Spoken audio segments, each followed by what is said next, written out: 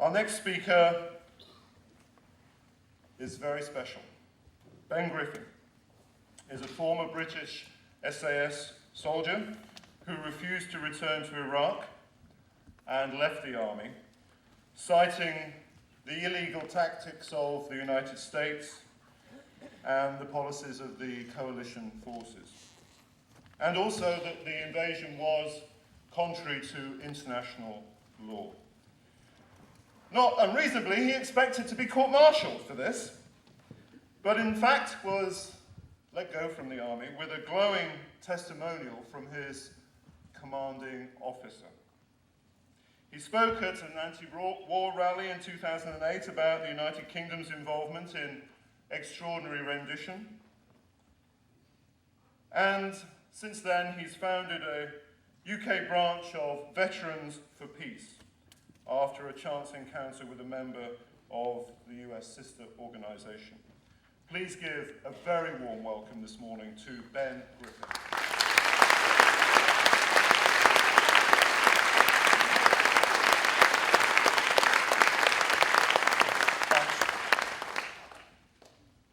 War is probably the most destructive activity that humankind participates in. And I think that we need to try and further understand how that war fighting is enabled.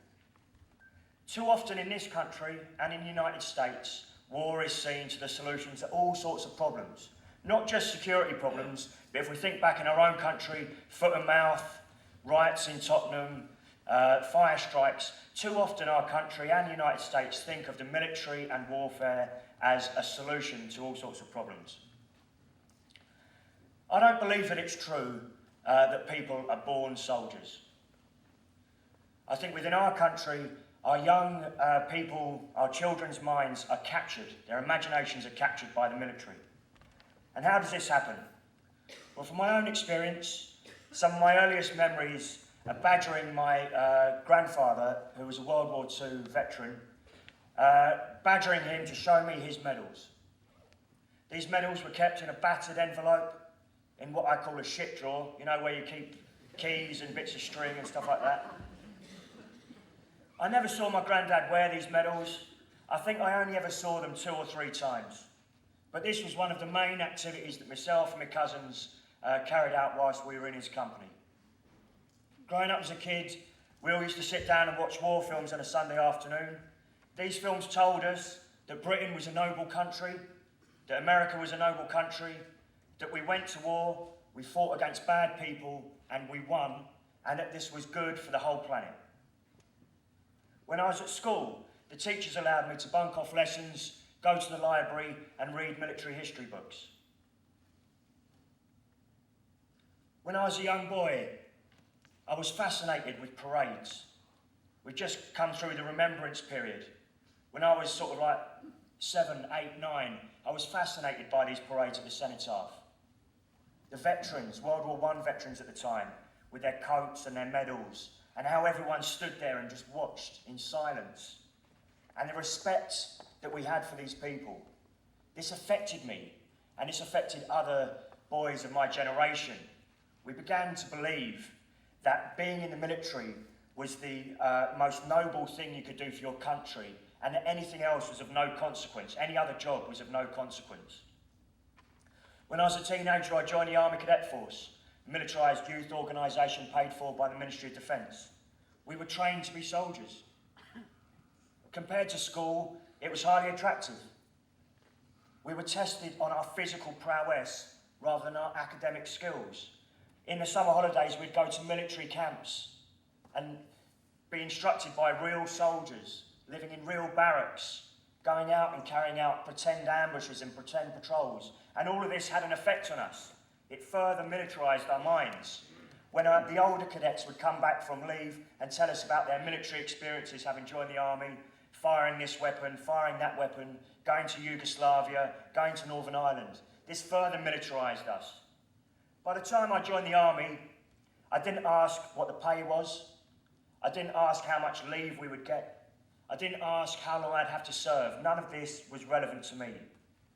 All that mattered was that they would let me in and let me join the parachute regiment.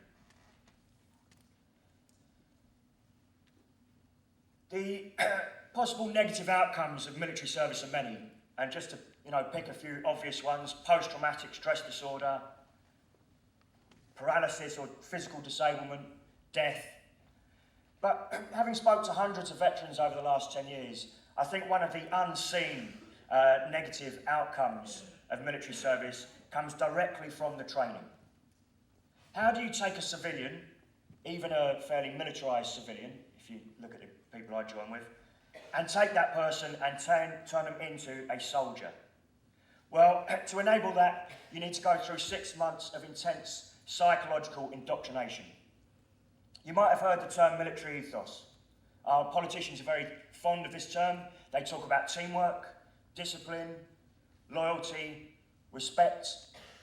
But I'll tell you the 3 true components of military ethos that are smashed into young minds when they join the military. Number 1, you will obey orders without question. How is this pushed into the young mind? Through punishment, through fear. Anyone who doesn't follow orders immediately and without question is punished. If that doesn't work, then collective punishment is used. Once you start to use collective punishment, there is a peer pressure to follow those orders so that your comrades don't become punished. But also, our desire for the status of being in the military was exploited. We knew that to pass this test, this 6-month test, we would have to follow orders without question. And so we started to play the game. And those people who couldn't play the game were filtered out. Our obedience to orders was tested. We would have to assume something called the position, where you sit against a wall like this. One of the screws would shout chins. We'd have to stick our chins out and they would go along the line and punch us in the chin. Or tongues, and they would pinch our tongues as they went along the line. And this was to test that the training was working, that we would follow orders without question, despite the fact that it would be painful to ourselves. We were given contradictory orders, again to test. One screw would come in and tell us to do one thing, another screw would come in and tell us to do something else. And at first this is highly confusing, and then you realise you just follow orders. You don't need to rationalise this, you don't need to understand this, you just follow orders. Another component of military ethos is loyalty to the gang. This is highly important. When I was in the parachute regiment, we were encouraged to hate every single soldier who wasn't in the parachute regiment. We called them crap-hats. We were encouraged to hate the Navy and the RAF. But the people that we held the most hatred for, who we despised the most, were civilians. Our own civilian population, that we called civvy cunts. The lowest of the low. People who couldn't even think about joining the military. So when you are told by a politician or a general that the British military is there to defend you, remember that. Just remember that. Another key component of military ethos is to remove the barrier to kill.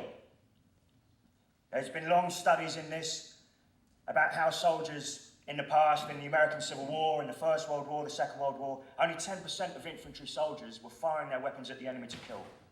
Since the Second World War, intense psychological methods have been used to raise that percentage.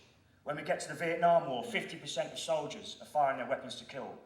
During the Iraq and Afghanistan conflicts, 90% of soldiers are firing to kill. I haven't got time to go through these methods, and I advise you read a book by Lieutenant Colonel Grossman called On Killing. This is an insider. He served in the American military for over 20 years, and he's written a whole book about how these processes are carried out. By the time we got to the end of our training, out of 35, there were only 8 of us left. And if you'd asked any one of those 8, why are you in the army? We'd have given the same answer. To go to war and kill the enemy. Any war, any enemy. So how is this soldier, this trained killer, obedient to orders, then exploited? I like to use the example of the Holocaust. It's a simplification, but it's a way of trying to explain this process of compartmentalisation. If you want to carry out a heinous crime, you need to split that crime up into small parts that are easy to do. And if we think of an example from the Holocaust, Maybe it's a French policeman that goes into a French Jew's house and pulls that family out. They then put them on a truck. Someone else drives the truck to the train station. Someone else drives the train across the border. Maybe they change drivers again, get into Poland. Someone else takes the Jews off the train.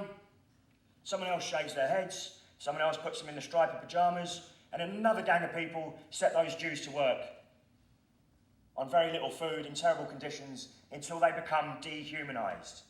Skinny, bony, covered in lice, smelling. And by the time that person gets to the gas chamber, does the person who puts them in the gas chamber and pulls all the levers, do they see that family that was pulled out of a house in Paris 6 months earlier, or do they see something else? And everyone in that process has played a part in that process, but each person can also say, well, all I did was drive the truck. All I did was drive the train. Oh, all I did was put this disgusting creature into a gas oven. Well, we carry out the same process now. So I quickly describe a job I was involved in Iraq, where it led to the torture of innocent civilians. One group of us would pay for intelligence. That job would get handed on. The next group would carry out surveillance. Because they'd been told these people were guilty, everything those people did became suspicious. If they were putting something in the car, it must be a weapon. Digging in the garden, can't be gardening, must be hiding explosives. Visiting other people, they're not friends, they're part of a terrorist network. By the time the job was handed over to my team, a picture had been built up and we'd made certain assumptions that these people were involved in the insurgency. I just want to quickly describe some of the work I was involved in, because I don't think enough people in this country realise what our military forces are really capable of and what they actually carry out. I want you to imagine that it's 1 o'clock in the morning and you're in your own home and it's quiet and it's dark and your family are asleep. And unknown to you, 25 men are sneaking up to your house with shotguns, assault rifles, pistols, explosives, grenades, sledgehammers and crowbars. We place a huge amount of explosives on your door or on the wall of your house. And the first thing you know about us is when that explosion goes off. You're still in your bed, it's still dark, there's dust everywhere. Before you can even attempt to understand what is happening, you can hear men in your house downstairs. They're going into the rooms, they're coming up the stairs. Smash into your room. If you're a male of military age, you're taken into one room and held at gunpoint. If you're a female or children, you're taken into another room and held at gunpoint. You're brutally interrogated. Whilst this is happening, my job would be to go around your house with a huge post bag, smashing your house apart, looking for phones, passports, money, birth certificates, anything of any interest or value, computers, everything all gets put in a bag. Within 20 minutes, your dad, your husband, your brother are in the hallway with a hood on their head, their hands tied together so tightly that their hands are starting to balloon, and all of your possessions are in a bag and we're gone. Now you might be thinking, oh well, that's what terrorists would deserve.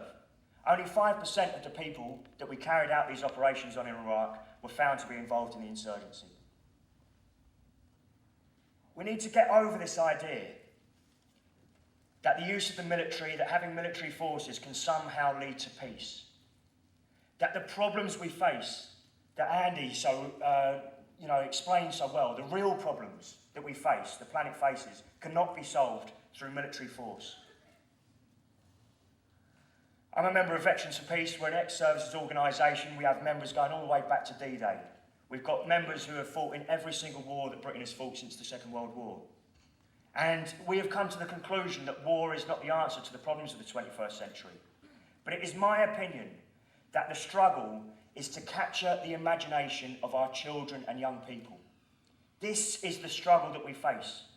We cannot allow them to grow up in a society that believes that the military is the solution to all our problems. We cannot allow them to grow up in a society where they believe that the most noble thing you can do for your country is to join the army and go to war.